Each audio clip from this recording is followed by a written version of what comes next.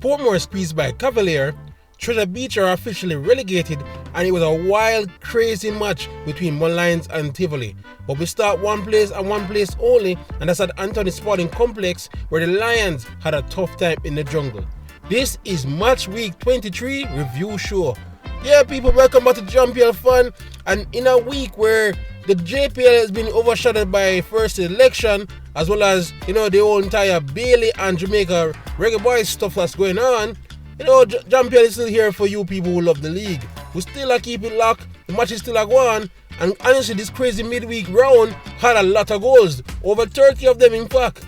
To get straight into it, I will go straight to Anthony Sporting Complex, where Arnie Gans was at home once again, as Molynes was the visitors. In this game, it was going to be interesting to see how Molynes proceed in this match after their impressive third-down derby against Vera last week, where Arnett was feeling the vibe after they easily dispatched Lima last time. In the starting lineup, we know Dixie will be out because of national team duty, but we didn't have any idea that Joel Cunningham will also be out as he's on trial in America, while Molynes was without their impressive keeper, Briscoe, but Barnes stepped in and was going to see how it goes. Well, as the game started off, Arnie looked the very same as they looked against Lima last time, with some knee passing the road and looking very threatening. In fact, it took no time at all where Jaheim Thomas find a way to crack a good shot from the right and he bang off the right post. But football is a crazy old game, and Molynes from the set piece find Chambers from the corner after some poor defending at the first post and got himself in a good acrobatic goal to give Molynes the lead against the runner play. But yeah, credit to Arnett, that didn't faze them. In fact, they just simply ramped up their style, and they keep going forward with even Fabian Reed getting a chance, as well as Rashiki Kelson, who I thought was absolutely superb on the night, was causing the havoc on the right side that went ahead and created two chances, one of them barely missing while the other find its way inside the net but was ruled out thanks to a handball and Fabian Reed. But don't worry, there will be more from Kelson as he again come down that right side, took on his defenders, and then decided to roll the ball back to Jones, who played a good ball in, but it was Shivani Williams that rise highest and got the ball into the goal. It was absolutely a goalkeeping error from Barnes, who otherwise had a stellar game, but it was a good goal for Willis, who I thought was spectacular. More on him later. As I said, it was a Kelson show, but special mention should also go to Jaheim Thomas, who I thought had an impressive match as well. He was banging on the door to get his first goal in the first half with some good shots, especially this one who was close and hit off the crossbar. The first half ended like that with just simply 1-1. Molynes felt that they were lucky to be in the game, while Arnie probably felt the goals coming. Onto the second half, they started the same way as they ended the first, on the front foot. Molynes was struggling to get out of their own half as none of their passes could connect, and they were trying their best to just hoof the ball forward after they were under relentless pressing from the front four from Arnie. I just felt the goal was coming even after O'Shea Smith himself hit the post here, and eventually came. Again, it was Kelson as he was played in on the right side, clipped the ball back to the top of the 6-yard box and found Jaheim Thomas, who this time was not missing, and he got him much deserved goal. 2-1 at this point, and Arnett was not letting up. It's as if they got the license to go for the kill, and they were at it again. This time, Arbine was able to come off the bench, and it seemed that it was a cheat code to bring such quality off the bench, as they, from a corner, was on the counter. And I must admit, it's been a long time since Fabian Reed with this kind of pace, as he was played in and did a good neat finish to give them 3-1. There's more to come from Fabian Reed. This time was always on his own, as he did well to beat the defender, got into the goal again and chipped the keeper for his second. He is by far the most natural finisher in this league, and he has proved again here once more. But before the game was finished, there was still time for one last banger, and it came from the most unlikely source you can feel. Shivani Willis, who started this all off with the first goal in the first half, stood up to take a 35-yard out free kick, and I was thinking, okay, there's no way he's gonna pull this off, right? And bang! What a shot it was! It was magnificent. It flowed straight into the goal, and the entire Arnett Guns was on lockdown after that because they can't believe what they just seen. It was a magnificent strike, and it was a perfect cap to that perfect match from the defender. 5-1, and honestly, it was basically a cakewalk. Molynes, apart from their goal, was simply not in the match. But Xavier Gilbert will be very proud of his men. A pretty good win, and to show that they're completely a different side when they play at home. And just look at the stats and see how it reflects this 5-1 demolition. Okay, so just to reflect what happened, Arnigans had 22 total shots compared to 6 from Molynes, and honestly I can't remember where those 6 came from. 9 of those for Arnett were on target, while only 2 were on target for Molynes. 7 corners to the Arnett compared to 1 for Molynes, 3 yellow cards to Molynes compared to 2 for Arnett, and of course no red cards. So yeah, impressive by the junglers here who are revving up at the right time for the playoffs. Of course, this win also propelled them all the way up into the top 3, so everything is going smoothly for this team at the right time. While Molynes, they're safe for another year. I think for the remaining matches, they're going to use the young players and just, prepare themselves for next season. But it is how it is, and finish once again in the jungle. Arnett 5, Molynes 1. So the precursor to that match, it was actually a big match, a big clash between the top 3 as Cavalier was welcoming Portmore United. Now Cavalier was coming off a bit of a lackluster performance against Mount Pleasant last time out, as I felt that a lot of games and a lot of tough opponents were coming at them. There are some lineup issues where some of their players were missing, especially Richard King, but they never think they would have lose Allen right before the start of kickoff, which was a major blow. While Portmore is still without Siobhan Walsh, of course, but they still have Barrett leading line and was captained by Alex Marshall. So how this one went? Well, first off, it was a bit cagey and a bit even, but I felt like Cavalier edged it slightly and they carved out some decent chances, but even their usual passing fluidity seemed off. Portmore seemed their usual self. They had no problem being pragmatic and just keeping a good shell and looking to counter, and it basically paid dividend while Barnett was able to draw the penalty in the box and have Alex Marshall stepped up to give them the 1-0 lead. Cavalier was hoping to come back in the first half, but again, their passing, which is normally more on point, will seem a bit off. Again, I'm not sure if this is more tired legs, but credit to Portmore somewhat, they were doing well to break up some of the plays. Quickly onto the second half, where Cavalier were much better. They didn't exactly get better in their passing, but they decided to go more direct, and it seemed to be working. But they were denied by the goalkeeper's best friend, as the goal frame has come in handy at least 3 times. First was from a free kick from Gabriel Irving that hit the crossbar. Then from Jamal Calvin, who got a chance to twist and turn in the 6-yard box, was able to hit the post as well. Credit to Portmore though, they didn't just sit back and was taking the onslaught. They did pick their chance to go forward and had some half chances they just couldn't put away. This one as well from Alex Marshall again, who was playing well all season, who got away on the left hand side but couldn't get his shot on frame. But honestly, the majority of the second half was all Cavalier. They came up waves after waves on the attack looking for the equalizer. I was impressed with how they came out in the second half, honestly, but they just couldn't get over the line.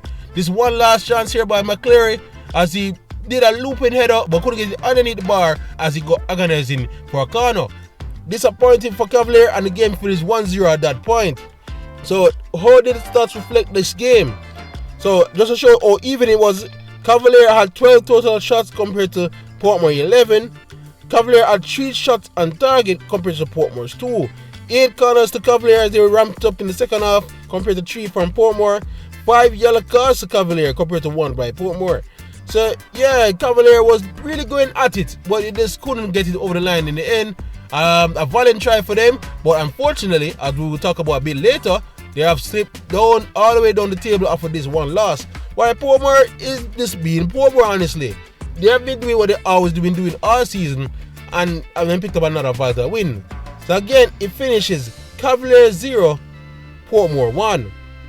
Okay, onto the other game we're moving on to now. We're going to Treasure Beach, all the way down in States, and they welcome a Waterhouse team that needs to keep pace for that top 6. Waterhouse must be looking at this match as a must win, while Treasure Beach must win to avoid have officially been relegated. Well, credit to Treasure Beach, they started out the game well.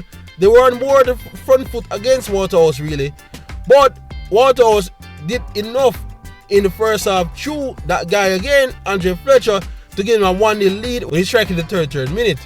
Treasure Beach did see out the first half on the front foot, but they couldn't get over the line. The second half was a bit of a different thing. Waterhouse stepped it up and immediately from the kickoff, Fletcher gave him the second in the 46th minute.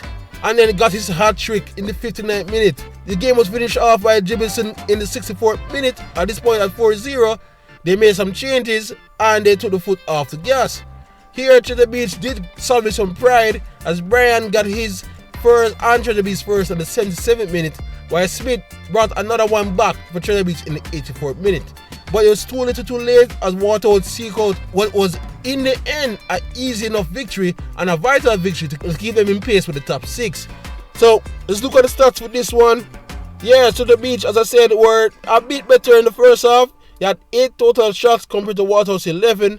Treasure Beach quality was the issue, of course. They only had 2 shots on target compared to 6 by Waterhouse. 4 corners for Treasure Beach, 6 for Waterhouse, and all 3 yellow cards in the game went to Treasure Beach. So yeah, Treasure Beach is gone, people. They're officially really been relegated. I will tell you more why it's been official now a bit later in the show. But it's a sad thing to see them go as the lone St. Elizabeth representative, and let us see if they can, get through tier 2 and come back again next season. While Waterhouse, important game, important win. So again, it finished Treasure Beach 2, Waterhouse 4. We'll move on now to the other big game for that top 6 spot, and that was in St. Catherine as Molynes was hosting Montego Bay United. No, this was another top match, and a match I wish it was on TV, but you know so it go. But Mobe was looking to overcome their opponent here and sneak into the top 6, and while Molynes were trying to give them some clear daylight. Well, the game in the first half was frenetic and end-to-end. Molynes, with their usual slick passing and possession, was going against a counter-attacking style from Montego Bay United. It went back and forth with no teams, unfortunately, sneaking one in. Many came close, but no one was able to get over the line. So the first half ended just like that, 0-0. But second half started and Montego Bay United caught Molynes sleeping as straight from kickoff, Jordan Fletcher found himself in and got a goal and the lead at the 45th minute. From there, Molynes was doing all they could to get back in the game. I think they played well, but that usual issue of finishing for them reared its ugly head again. Again, Blackwood deputized for Nicholas Nelson, and without their marquee man, it did seem that goals are sometimes hard to come by. And while they were pressing and while they were going at it, a lethal counter-attack happened, got the second goal in the 90th minute to give Mobe an important victory in St. Catherine. So what was the stats for this one? Yeah, so just to show you the back and forth, especially in the first half, Molynes has 16 total shots compared to Mobe's 12. But the issue of conversion for Molynes is that they only had 3 shots on target out of those 16 compared to Mobe's 5. 4 corners for Molynes compared to 5 for Montego Bay United. 2 yellow cards for Molynes compared to 3 for Mobe. And Molynes also managed to get 2 red cards, where McCarthy in the 80th minute and Wilkes in the 90th minute. So I see that Molynes pushed all they could, but was just simply countered well by Montego Bay. Why it sets up the top 6 race neatly, as we will explain later, but we will speak more on that later when we talk about the table. So again, it finishes Molynes 0, Montego Bay United 2. We now move on to Clarendon, where Vere was coming off a disappointing loss in a derby, was playing host to Mount Pleasant. The big talking point before this game, honestly, was Mount Pleasant made a raft of changes to their usual starting 11. Of course, a lot of it was forced, as Shakawan Davis was changed by Chambers, as well as none of the Trinidadian boys were there as they are with their national team. But Bygrave was the big interesting change as he replaced Shaquille Bradford up front. So did the changes really hurt Mount Pleasant? Hard to say, as Vere really, while I wouldn't go as far to say they dominate the game, but I think they had a better run of the play. They're a bit more impressive while Mount Pleasant kept it tight and looked for their moments. And Vere been doing this for a while in the last couple rounds, where they play some good football, but the finishing is being so lackluster. Why Mount Pleasant also have a similar issue really is that they have been having some horrible conversions on their total shots, and then it seemed more the same here. It's probably why you saw the coach trying to mix things up and brought in Bygrave over Bradford, but it didn't quite help in this occasion. The first half finished 0-0 and the second half finished 0-0. So what was the stats for this one?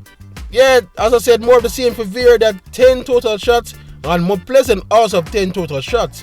but Veer had 6 on target and still couldn't get in, as Chambers and the defenders did well, while Mount Pleasant only had 1 shot on target in the entire game. Not their best outing at all. 4 corners for Veer compared to 1 for Mount Pleasant, and the 3 yellow cards in the match, 1 for Veer, 2 for Mount Pleasant. So yeah, Mount Pleasant does have the deepest squad, and a lot of the fringe players get a run out in this one. It was good to see Demari Phillips back and he captain, but they will probably feel a bit disappointed that they didn't play a bit better. While their usual issues happen again. Some good attacking play, some poor finishing. So a deserved result for both.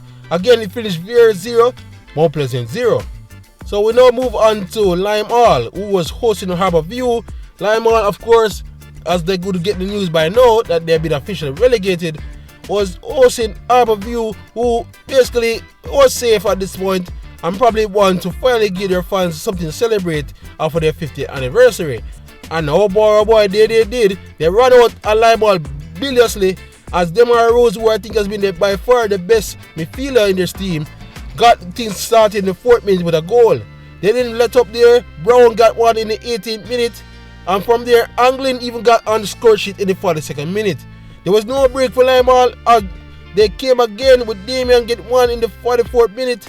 I was 4-0 before half time. Lime Hall has long been saying their goodbyes at this point, and they were really not in the game or even trying. Damian got his second in the 67th minute as the second half continued with full dominance by Harbour View, and Anglin got a brace in the 80th minute as it was a complete rout at this point and 6-0 to Harbour View. Basically, not much to say in this game. It was just completely one-sided, a completely training session, and a complete performance by Harbour View. While Lime Hall, as I said, just saying their goodbyes at this point, and honestly with performance like this, I'm not sure Molynes would miss them. So just look at the stats and see how much Harbour View dominated. Yeah, so Lime Hall only had 6 total shots compared to 28 by Harbour View. My oh my, it was a massacre. 0 shots were on target by Lime Hall, while 10 of them were on target for Harbour View. 6 corners to Lime Hall, which is surprising, compared to 5 from Harbour View. 2 yellow cards only went to Harbour View in this game. So yeah, nothing much right home about apart from Harbour View goal scoring finally kicking once more. But again, it's against Lime Hall, so it's hard to read into it. But I'm happy for them. They obviously had a very below par season, but maybe they can finish the season strongly. While Lime Hall, not much more to say apart from goodbye and good luck in Tier 2. Again, it finishes Lime Hall 0, Harbour View 6. And now to the final game, which was by far the craziest game of this road, probably the craziest game of the season. It was Molynes was playing at the Antonio Spalding Complex against Tivoli Guns. This game, it's hard for me to even describe this, and I'm glad the footage is here to help me. Jason Wright was back in the lineup for Molynes, of course, as he helped lead the line, while Tivoli was set up interestingly as Jerome Waite, the newly appointed under-20 coach Jerome Waite, made some interesting shakes up, as Justin Dunn, his main and the league's top striker, wasn't exactly playing his number 9 position. That's where Nelson was. He was withdrawn more into attacking midfield. A strange lineup, but it seemed to work somehow. As the game got on, it was all Nelson and Justin Dunn show, as Nelson, who was always a winning runner, ran himself into the box, jumped some tackles, and was able to lay off the ball to the top of the 6-yard box to unmark Justin Dunn, who, despite his poor first touch, was able to follow the ball into the back of the net. 1-0, and it was not exactly deserved, as I felt like Molynes started the game up slightly stronger, as Jason Wright himself got a decent chance right before this goal. But before you can blink, bam, Justin Dunn himself helped get a penalty, himself stood up, and him tucked away 2-0, and Molynes probably wondering what whirlwind just hit them.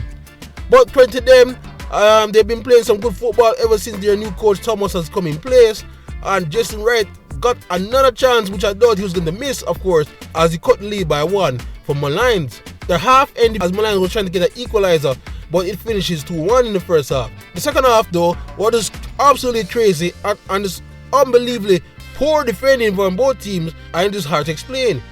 Molynes game up full attacking in the first part of the second half. Jason Wright got another in the 53rd minute to give them 2-2 before Steve Clark onto the pitch now got away and give Tivoli the lead again in the 66th minute. But just when you think Tivoli is going to see out the game, Jason Wright again and got his hat-trick in the 71st minute to put it at 3-all. And at this point, you know, you'd probably thinking Tivoli had missed out a big chance to jump to second, but their captain, their reliable captain Pennycook, got the go-ahead goal in the 73rd minute. Molynes was pushing for the equalizer, so credit to them, but they left themselves stretched, and Wellington got another in the 81st minute to put that 5-3. And probably what he would deserve, Justin Dunn got his third and Tivoli sixth in the 88th minute to give them a weird 6-3 victory here at Anthony Sporting Complex. It was an interesting game. Honestly, it was as full on attacking, and come on, as a neutral, you just got to love it. Anyway, this is what the stats say for this game. So yeah, Molynes had 11 total shots on their side, while Tivoli had 23 total shots as they were fully attacking in this one. Molynes had better conversion though, they had 6 of those 11 on target, while Tivoli only managed 7 on target, but they still managed to score 6 from those 7, so rather impressive really. 3 corners to Molynes, 2 to Tivoli, only 1 yellow card for Tivoli in the game. So yeah guys, I implore you guys to try watch the full highlights for this one. It was absolutely crazy. We're defending this team afterthought, both sides defending absolutely horribly, and it was a Jason Wright versus Dunn show. Again, a crazy game that ended Molynes 3, Tivoli 6. So what a week of football that was, and again over 30 goals scored. So where does that leave us in terms of the table? Well, I can just tell you guys, this is probably one of the closest races for the top 2, for the top 6 we've ever seen for some time. Yeah, so let's get to it. Mount Pleasant sits on top with after 23 matches played with 50 points. Tivoli, after their weird match, has come into second now on 45 points. They're joined on 45 by Portmore in third, as well as Arlett in 4 and Cavalier in 5th, all on 45 points. Crazy. Waterhouse are into the top 6 again on 24 points, but they're joined by Montego Bay, who are also on 24 points in 7th, and Dumbarton is still hanging around in 8th on 34 points. Man, this race for the 6th is going to be beautiful. There are now in 9th with 23 points. Molynes are there in 10th with 23 points, and Harbourview, who should be signed a sigh of relief, they're safe from relegation, are in 11th with 22 points. Molynes are also safe despite being in 12th with 22 points. And it's arigato, thank you Cheddar Beach and Lime Hall, who are officially relegated now, as Cheddar Beach in 13th spot is gone with their 12 points, and Lime Hall in 14th spot is also gone with their 7 points. So yeah guys, a lot of things happening this midweek despite being overshadowed by all events that's going on in local football. It was a great week. I will look forward to match week 24 as that race for top 2 heats up and the race for top 6 is heated up beautifully. But the relegation battle is over. I will say goodbye once more to Cheddar Beach and Lime Hall. Alright, that's it all we got here at Jamaican Fan. If you're new here, please like, subscribe and share as it helps us to pump up more content like this as we go to see off the end of the season all the way up to the final later this season. Alright, I'm quite sure many of you will be also tuning into what's going on in the Nations League between Jamaica and USA. I will wish the Jamaican team, a depleted Jamaican team, best of luck. But for anything else on the Jamaican Premier League, you're already at the right place, Jamaican Fan. Big up yourself, YouTube.